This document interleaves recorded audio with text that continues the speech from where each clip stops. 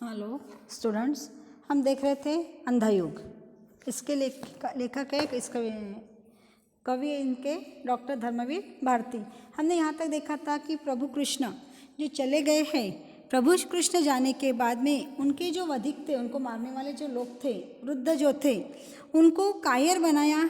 उन्होंने क्या कहा कि परंतु भगवान ने इस प्रकार कायरों की भांति चुपचाप मृत्यु को प्राप्त कर लिया है, उन्होंने स्वीकार कर लिया है।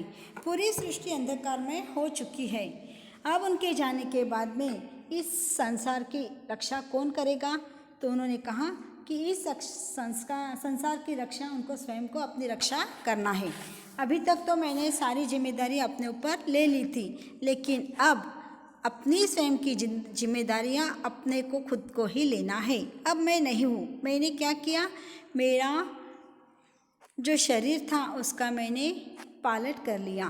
क्या पालट कर लिया? मैंने शरीर का अपना जो चोला था वो बदल लिया है। मेरी आत्मा का रूपांतरण हो चुका है। अब मैं जाते समय, हे वधिक, मेरा यह मरण नहीं है, मैंने सिर्फ अपना रूपांतरण कर लिया है। आज तक सभी को जीवों को दायित्व मैंने अपने ऊपर ले रखा था, लेकिन अब मैं सबका दायित्व उनको अपना सौंप कर जा रहा हूँ।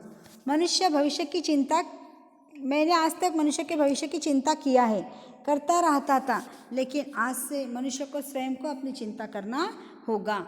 शिथिल रहेगा और इस प्रकार मानो अपने हाथों की मृत्यु का कारण बनेगा। संजय युयुत्सु और अश्वत्थामा के समान, क्योंकि इनका दायित्व मैंने लिया था, अब मैं लेने वाला नहीं हूँ।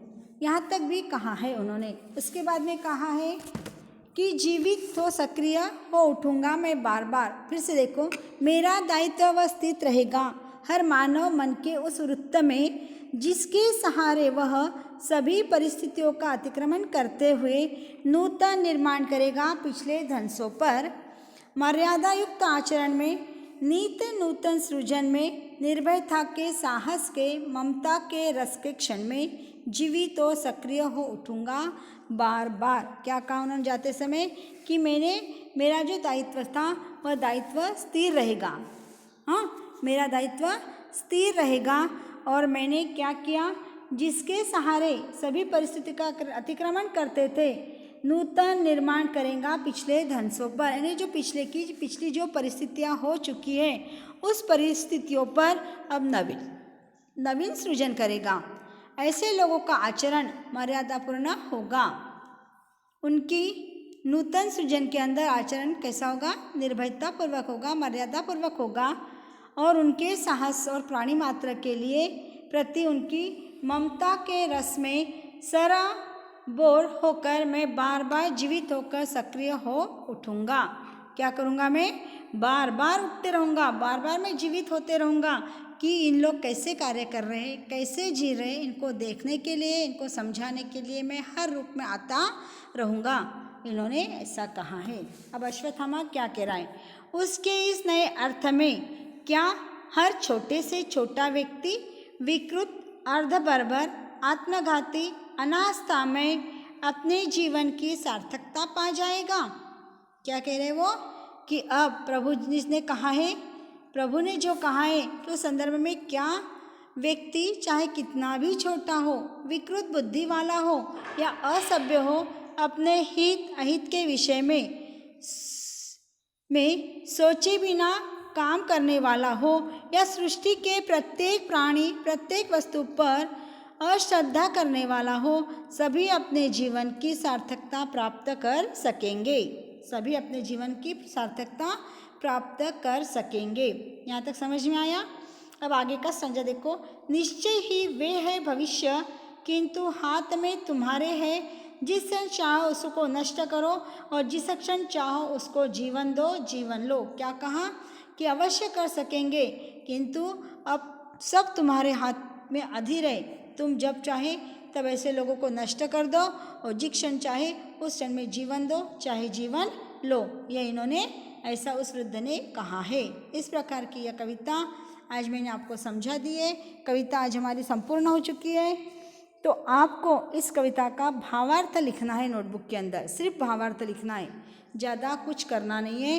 कविता को पढ़ो, उसके जो कठिन शब्द है किताब के अंदर उसके अर्थ दिए गए हैं, वो अर्थ लेकर उस कविता के अर्थ लगाओ, समझ के लो, वीडियो को बार बार देखो और वो समझ के लो, और समझ के लेने के बाद में इस कविता का भावार्थ तुम अपने नोटबुक में लिखो। समझ में आ रहा क्या? आज हमें कविता का सिर्फ भावार्थ ही रखेंगे। एक बार शब्द देख लो, जो शब्द आपको समझा देती हूँ। वधिक, वधिक यानी वध करने वाला, मरण यानी मृत्यु, अवसान यानी समाप्ति, व्याध यानी शिकारी, रूपांतरण रूप परिवर्तन, दायित्व जिम्मेदारी, निष्क्रिय जो काम न करता हो, आत्मघाती आत्महत्या करने वाला, विगलित यानी शिथिल, विगलित यानी शिथिल। समझ में आया? आगे का देखो। वृत्त यानी गोल चरित्र, गोला या चरित्र, अतिक्रमण उल्लंघन करना, नूतन नया, सृजन यानी निर्माण करना, ध्वंस यानी विनाश, मर्यादा युक्त सीमा में बंधा हुआ, आचरण व्यवहार चाल चलन, निर्भयता निडरता, सक्रिय फुर्तीला या क्रियायुक्त। निर्भयता का मतलब क्या होता है? निडरता होता। सक्रिय फुर्तीला या क्रियायुक्त। विकृत कुरूप बिगड़ा हुआ, बर्बर यानी हिंसक, आत्मघाती आत्महत्या करने वाला, अनास्था में जिसमें श्रद्धा का भाव न हो, और सार्थकता उपयोगिता, सार्थकता उपयोगिता। इस प्रकार का शब्दार्थ है। सारे शब्दार्थ आपके सामने आ चुके हैं। शब्दार्थ देखो और इस कविता का अर्थ आपके नोटबुक में आप लिख लो। ठीक है? ओके।